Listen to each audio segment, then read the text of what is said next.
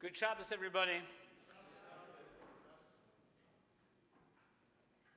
Certainly this week's Torah reading is among the longest in the Torah. Not easy. Some of the words in there are not easy. So your shakach goes out to Ariel for beautiful Torah reading. We all know the story of the Garden of Eden. We all know the story of Adam and Eve. But some of you might not be aware that there is actually a slightly different story that most of you are probably not taught in Cheder, in Hebrew school, but one that can be derived from the Torah, which I want to share with you today. I don't remember when I learned it, but it was a long time ago. And the story goes that one day in the Garden of Eden, Eve calls out to God and said, "Lord, I have a problem." "What's the problem?" says God to Eve. "Lord, I know that you have created me and have provided this beautiful garden and all these wonderful animals, but I'm not happy." "Why?" said God. "Why? What could be wrong?" "Lord," said Eve, "I am lonely and I'm sick to death of apples." "Well, Eve, in that case, I have a solution. I shall create a man for you." "What's a man?" said Eve. "This man," said God, "will be a very flawed creature with aggressive tendencies, an enormous ego, and an inability to empathize or listen to you properly. All in all, he'll give you a hard time, but he will give you some good times too." Eve thinks for a moment and says, "Sounds great," with some hesitation, of course. "Yeah, well," said God, "there is only one condition to this." "What's that?" said Eve. "You're going to have to let him believe that I made him first." Isn't that, you see what you can learn by coming to shul? And see what you can learn by studying Torah? Now, some of you might remember, even though you might not admit it, but you might remember the book that came out over 30 years ago called "All I Really Need to Know I Learned in Kindergarten." Anybody remember it? Yes, you do. Remember who the author was? No. Okay, it's okay. It's a guy by the name of Robert Fulghum. Now, the essence of Fulgham's thesis is as follows. Most of what I really need to know how to live and what to do and how to be, I learned in kindergarten. Wisdom was not at the top of the graduate school mountain, but there in the sand pile at Sunday school.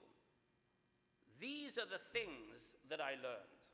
And then he goes on to say, this is what I learned. Share everything.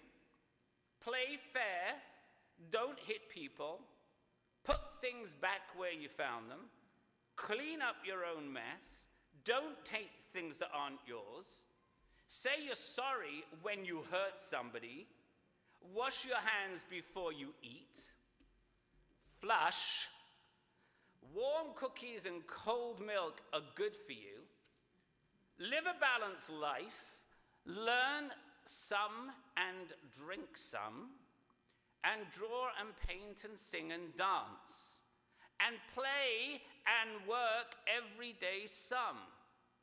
Take a nap every afternoon. And when you go out in the world, watch out for traffic. Hold hands, stick together, and be aware of wonder. Makes a lot of sense, right? Well, guess what? Today, this morning, we have the prequel to that book. We call it the Torah, specifically the book of Genesis, and especially the opening parsha of Genesis, Bereshit, which we so beautifully, or Ariel I should say, read this morning. And that is because everything we need to know about life, everything we learn from, is found in this week's Torah portion. Let's see. Let's start with Adam and Eve. What do we learn from them? Well, we learn that they did not play nicely in the sandbox that God gave them. They took what wasn't theirs. They ate an apple instead of warm cookies and cold milk. And look what happened to them. They were not allowed back in the sandbox. Then there was Cain. Play fair. Don't hit people. Say you're sorry. No. Cain didn't follow the rules either, and we know what happened to him. But our story doesn't end there. There really is a happy ending and something positive that we can learn from the stories of the first human beings in the kindergarten of Eden. And I'll start with Cain. After Cain killed his brother, Abel, God sent him off to a faraway land. And he married, and he had a son that he named Hanoch. Now, Hanoch is a very interesting name. I actually don't know anybody now who's named Hanoch. I did when I was at school, but I don't know anybody now. Mazer? Me. Who means Hanoch? We have a Hanoch. Oh, there we go. We have a Hanoch here. Okay, I take back what I just said. I do know a Hanoch. Okay, and there are many who name their children Hanoch or Enoch in English. So, why Hanoch? What does it mean? Hanoch is from the Hebrew word chinuch, which means education or learning.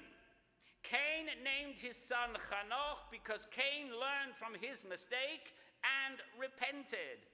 And he wanted his son to learn too. Cain wanted him to learn that man does not live alone and that we indeed interact and we live with other people. We can't just get rid of them when we disagree with them, but we have to learn to live together. We must build a society together rather than to destroy it just because we don't like what's going on. That is perhaps the first lesson in the Torah for mankind. It is why God said to Adam, Lo tov lihiyot adam ba'atzmo. It is not good for man to be alone. We need other people. But we need to learn how to treat those we live with, especially those we disagree with. Have we learned that lesson today? Or are we still not getting along with each other, especially those we don't agree with? In the words of Rabbi Tzvi Neria, the world must return and learn from the primordial times to know that human life is sacred, that ideological conflict need not be resolved only by the use of force. There is room in the world for opposing. There is room in the world for different views. There is room in the world for freedom of opinion and freedom of thought, which must reign in our world. Fanatic violence is the fruit of the failure to establish verbal communications between people based on intolerance, I should say, and mutual respect.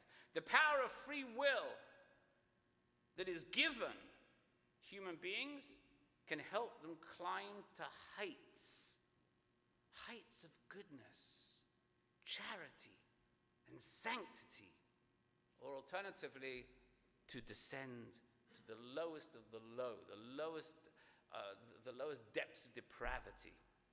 And that's the second lesson that we learn from this morning's parasha. When God created the world, at every stage, what did he say? You know the words. He said, it was good. Didn't he say that? He said it was good. But when God created man, he said that it was Very good. So why the difference? Why couldn't he just said it was good? I mean, everything else was good.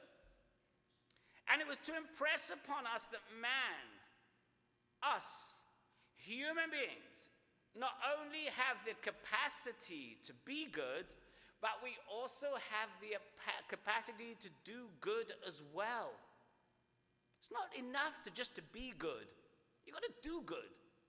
And not just good, but very good.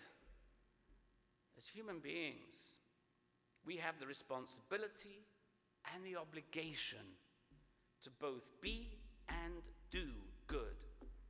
Animals cannot do so. Angels cannot do so.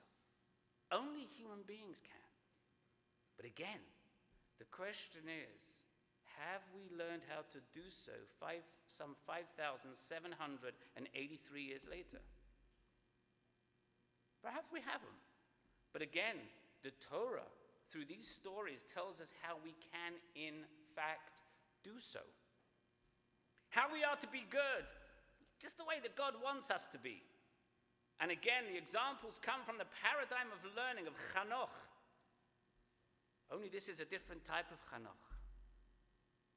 Not Cain's son, but his brother Seth's 6th generation descendant. So what was so special and what was so different about this Chanoch as opposed to the Chanoch that was in the Torah? Well, if you read through the list of people and their offspring in the Torah, they all say the same thing. They say a person was born, lived, had children, and then died. Fertig, came, saw, went. I mean, that was it. But the Torah tells us, with this particular Chanoch, it says something very different.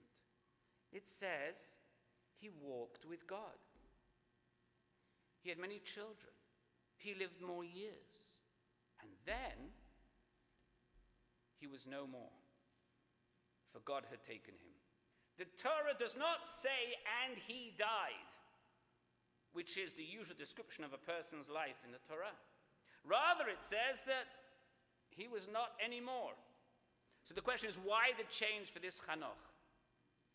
And the Midrash tells us that this Chanoch is said to have walked with God because he was the first person to be and do good. It wasn't enough to be good, but he did good. Whereas Adam and Eve and Cain had all sinned, Chanoch did good. And we learn from that. What did Chanoch do that was so good? How did it make him so special? And the Midrash says that Chanoch was a shoemaker. He's a shoemaker whose mind was occupied with elevated thoughts as he stitched his shoes. Rabbi Yisrael Salanta, founder of the Mussar movement, explained that those elevated thoughts were not some kind of secret mysticism, but that Chanoch took great care that every single stitch that he stitched would be perfect, so that he would not cheat his customers. He tried to make his shoes as comfortable as possible in order to give his customers pleasure. His motivation, his thoughts, if you will, was to help others even more than just selling his products, his shoes, for a living. In other words, he was motivated even in the course of his daily life, even while earning a livelihood. He was motivated to still care for others. That is the definition, my friends, of good. And that is the ultimate lesson of not only this morning's parasha, but of the entire Torah and our entire religion as well. God's creation is good.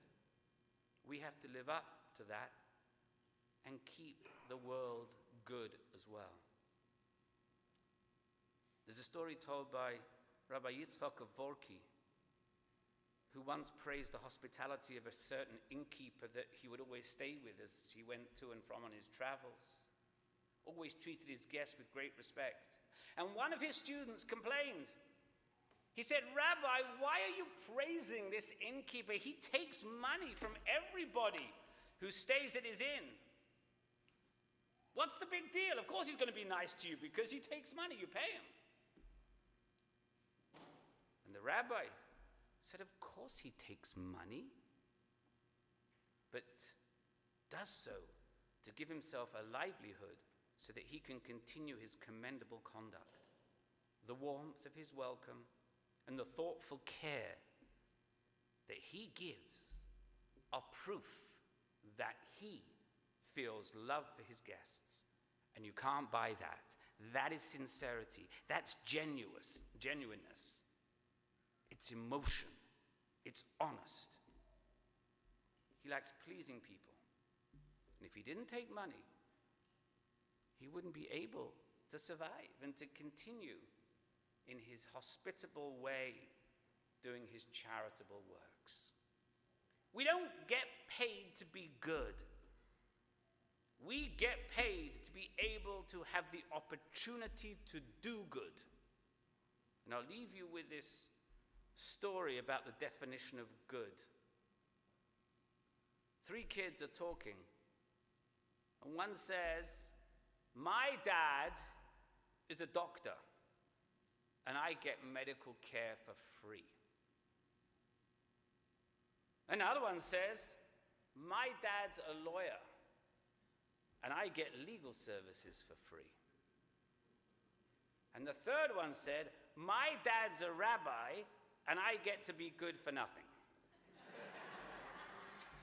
Yes, Robert Fulgram was right, and so was God. All I really need to know, I learned in the kindergarten of Eden. Shabbat Shalom.